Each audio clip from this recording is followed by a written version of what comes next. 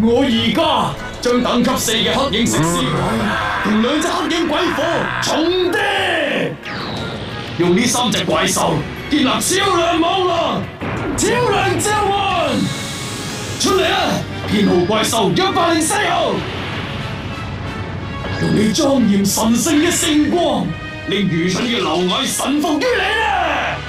面具魔導士，閃光！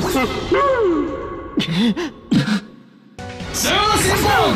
攻擊希望王火炮！唔使旨意成功啊！我發動霍普嘅效果，彎月護咒。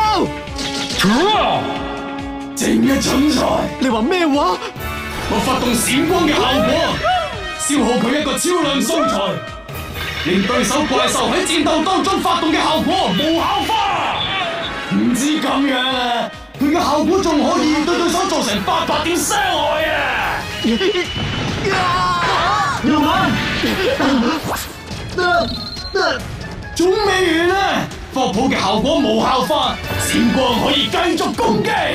我要發動陷阱卡，半不可破。效果係另一隻怪獸唔會因為戰鬥而被破壞，而且我要承受嘅傷害都可以減1半。